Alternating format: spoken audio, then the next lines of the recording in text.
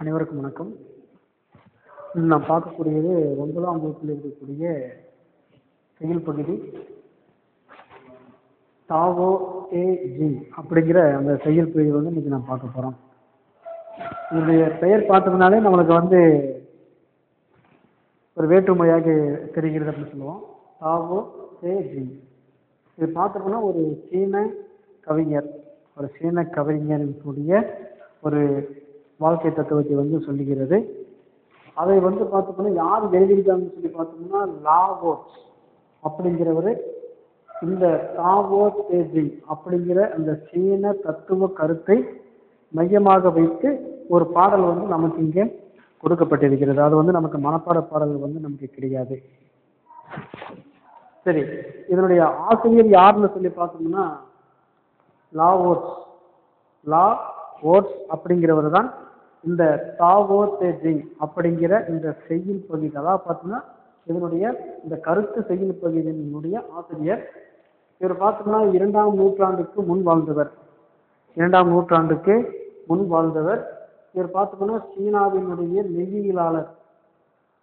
இவரது சமகாலத்தவர். சீனாவினுடைய மெய்யியலாளர் யாருன்னு சொல்லி பார்த்தோம்னா கான்பூசியஸ்.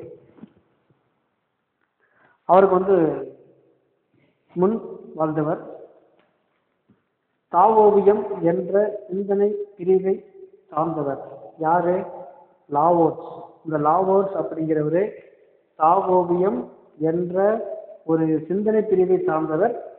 ஒழுக்கத்தை மையமாக வைத்து சிந்தித்தவர் பார்த்தோம்னா கான்பூசியஸினுடைய கருத்துக்கள் எல்லாம் பார்த்தோம்னா வாழ்க்கையினுடைய ஒழுக்கத்தை பற்றி சொல்வதாக இருக்கக்கூடியது.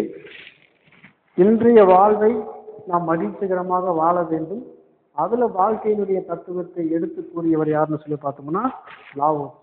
இன்னைக்கு நம்முடைய வாழ்க்கை மகிழ்ச்சிகரமாக இருக்கணும், அதுக்கு எந்த மாதிரியான கருத்துக்களை நாம் வாழ்க்கையில் பின்பற்ற வேண்டும் அப்படிங்கிறத அவர் சொல்லியிருக்கிறாரு. அது நமக்கு மனப்பாட பகுதி கிடையாது. சரி, இப்போ நம்ம அந்த செயல் பகுதிக்கு போவோம். நுழையும் முன் அப்படிங்கிற பகுதி இருக்கும். ஒரு சிலர் பார்த்தோம்னா புத்தகம் வச்சிருப்பீங்க, ஒரு சிலர் புத்தகம் இருக்காது.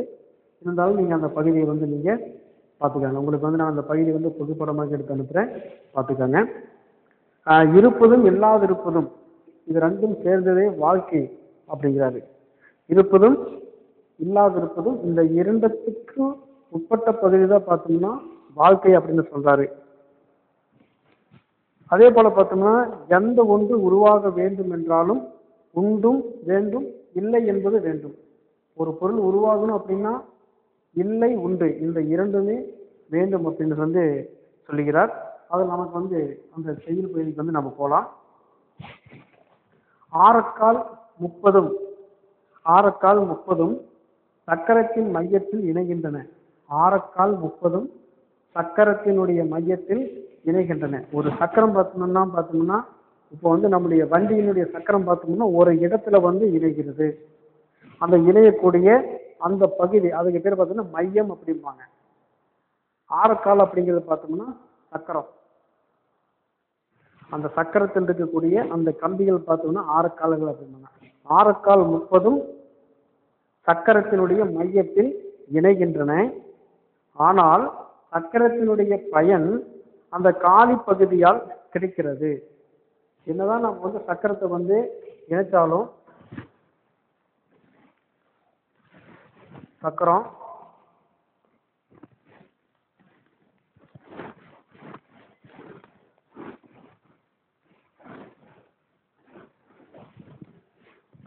இதெல்லாம் பார்த்தோம்னா ஆரக்கால்.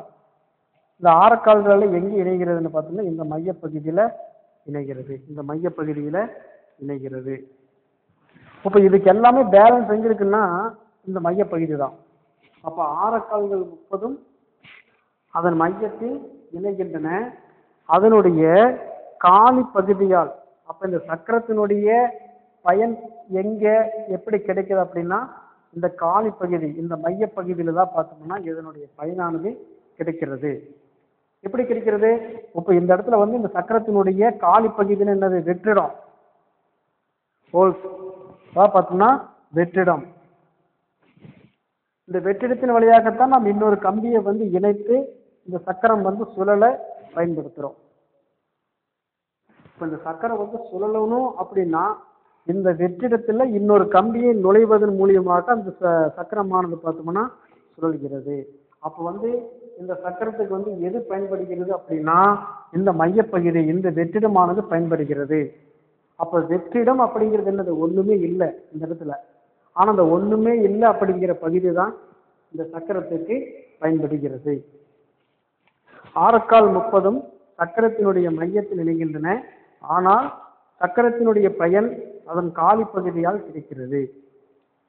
சரி, பாண்டம் பாண்டமாக களிமண் வளையப்படுகிறது.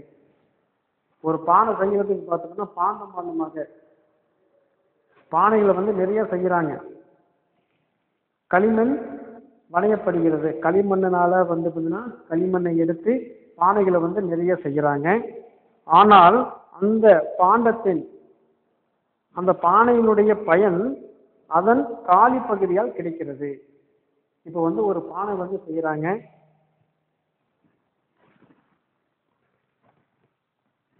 ஒரு பானை வந்து செய்யறாங்க. ஒரு பானை செய்யும் பொழுது இதுதான் அதனுடைய காலி பகுதி, இதனுடைய காலி பகுதி. அப்ப வந்து ஒரு பானையினுடைய காலி பகுதி தான் இந்த பானைக்கு வந்து பயன்படுகிறது. ஏன்னா இந்த காலி பகுதியில் தான் நம்ம என்ன பண்ணலாம்? நீரை கொண்டு நிரப்பலாம். சரியா? நமக்கு தேவையான பகுதிகள் எல்லாமே இந்த காலி பகுதியில் வந்து என்ன பண்ணிக்கலாம்? போட்டு வச்சுக்கலாம். அப்போ ஒரு பானையினுடைய நம்ம ஒரு பானையை எவ்வளவு அழகாக செய்தாலும் அந்த பானையில் இருக்கக்கூடிய இந்த வெற்றிட பகுதி தான் அதற்கு பயன்படுகிறது. பாண்டம் பாண்டமாக களிமண் வளையப்படுகிறது. ஆனால் அந்த பாண்டம், இந்த இடத்துல பாண்டம் அப்படின்னா மண்பாண்டம், மண்குடம், பானைகளை வந்து குறிக்கிறது. அப்ப அந்த பானையத்தினுடைய மையப்பகுதி இந்த வெற்றிடம் தான் பார்த்தோம்னா அதற்கு பயனை தருகிறது. வீட்டு சுவர்களில் வாயிலுக்காகவும் ஜன்னலுக்காகவும் வெற்று வெளியே விடுகிறோம். வீட்டு சுவர்களில் பார்த்தோம்னா வாயிலுக்கும் ஜன்னலுக்கும் ஒரு வெற்றிடத்தை நம்ம என்ன பண்றோம்? விட்டுட்டு மற்ற பகுதிகளெல்லாம் நம்ம வந்து கட்டிட்டு இருக்கோம். அப்ப எதுக்காக அந்த வெற்றிடத்தை வந்து விடுறோம்? காற்று உள்ள வரணும், கதவு வந்து நம்ம திறந்ததுன்னு காற்று உள்ள வருகிறது. அப்ப பார்த்தோம்னா வீட்டு சுவர்களில் வாயிலுக்காகவும் கதவு வைக்கிறோம், ஜன்னலுக்காகவும் ஜன்னல் வைக்கிறோம், வெற்று வெளியே விடுகிறோம். அதெல்லாம் பார்த்தோம்னா நம்ம என்ன பண்றோம்? ஓப்பனாக அந்த பகுதியில் பார்த்தோம்னா ஒரு வெற்று பகுதியாக நம்ம அந்த இடத்த வந்து என்ன பண்றோம்? விட்டு வைக்கிறோம். வெற்று வெளி என்பதால் பயன்படுகிறோம். அதாவது ஆனால் வாயிலும் ஜன்னலும் வெற்று வெளி என்பதால் நமக்கு பயனை தருகிறது. ஒரு வீட்டுல வந்து ஜன்னலோ கதவு இல்லைன்னா அந்த வீடு எப்படி இருக்கும்? இருட்டா இருக்கும், மூச்சு விட முடியாது. அதனால பார்த்தோம்னா வீட்டுல வந்து பார்த்தோம்னா ஜன்னல் கதவு இது இரண்டுமே வச்சிருப்பாங்க. அதற்கு காற்று உள்ள போகணும், காற்று வெளியே போகணும். அந்த பயன்பாட்டுக்காகத்தான் வீட்டு சுவர்களை பார்த்தோம்னா ஜன்னலும் கதவுகளும் பொருத்தப்படுகிறது. அப்ப வந்து வாயிலுக்காகவும் ஜன்னலுக்காகவும் வெற்று வெளியை விடுகிறோம். ஆனால் வாயிலும் ஜன்னலும் வெற்று வெளி என்பதால் பயன்படுகின்றன. எனவே ஒரு பக்கம் இருத்தலின் பயன் கிடைக்கிறது. அதனால பார்த்தோம்னா ஒரு பக்கம் நமக்கு நன்மையை கொடுக்கிறது, இன்னொரு பக்கம் இருத்தலின்மை. இருத்தலின்மை அப்படிங்கிறது என்ன? இல்லை இல்லை அப்படிங்கிறது நாம வந்து பயன்படுத்திக் கொள்கிறோம். எது நமக்கு தேவையில்லாத பகுதியோ அதை வந்து நம்ம என்ன பண்ணிக்கிறோம்? பயன்படுத்திக்கிறோம். எது நமக்கு தேவையோ அது வந்து நமக்கு நன்மையை கொடுக்கிறது. அதுதான் வந்து இந்த பாடலில் இருக்கக்கூடிய கருத்துக்கள். அதான் பார்த்தோம்னா இல்லை என்பது ஒரு வடிவத்தை வரையறை செய்கிறது. ஆனால் ஒரு குடம் எடுத்துக்கிட்டோம்னா அந்த குடம் செய்வதற்கு பார்த்தோம்னா மண் என்பது உண்டு, அந்த குடத்துக்குள்ள பார்த்தோம்னா வெற்றிடம் என்பது உண்டு. ஆனால் அந்த உண்டும் இல்லையும் சேர்வதனாலதான் அந்த குடத்தில் இருக்கக்கூடிய நீரை நம்மளால வந்து நிரப்ப முடிகிறது. அப்ப பார்த்தோம்னா இந்த கருத்துக்கள் எல்லாமே முரண்பாடாக இருந்தாலும் அதுல இல்லை அப்படிங்கிற ஒரு பகுதியை நாம் வாழ்க்கையில பயன்படுத்தி கொள்ள வேண்டும். வாழ்க்கையில வந்து நம்ம என்ன செஞ்சுக்கணும்?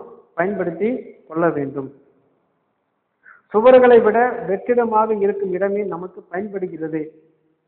சுவர்களை விட வெற்றிடமாக இருக்கக்கூடிய பகுதியே, வீட்டுல எவ்வளவுதான் பெரிய பெரிய சுவர் இருந்தாலும் அந்த ஜன்னலை வந்து ஓப்பன், அந்த ஜன்னலை வந்து திறந்து வைத்தால்தான் நமக்கு ஒரு சந்தோஷம். ஆகவே இன்மை என்று எதையுமே நாம் புறக்கணிக்க கூடாது.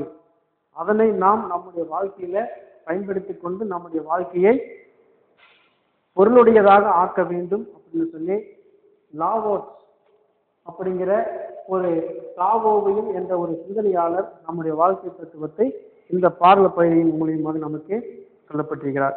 இந்த பகுதியை நீங்க படிச்சு வச்சுக்காங்க. இதுல வினாக்கள் எப்படி கேட்பாங்கிறது உங்களுக்கு நான் புகைப்படமாக எடுத்து அனுப்புறேன். ஆனா அனைவரும் இந்த வீட்டு பாடங்களை தவறாம அனைவரும் செய்து அனுப்ப வேண்டும். ஒரு சில மாணவர்கள் பார்த்தோம்னா ஒரு நாளைக்கு வீட்டு பாடங்கள் அதிகமாக செய்யறீங்க, ஒரு சிலர் வீட்டு பாடம் அதிகமாக செய்யறது இல்லை. அனைத்து மாணவர்களுமே பார்த்தோம்னா அந்த வீட்டு பாடங்களை தெளிவாக செய்து எனக்கு அனுப்புங்க. சரியா? நன்றி.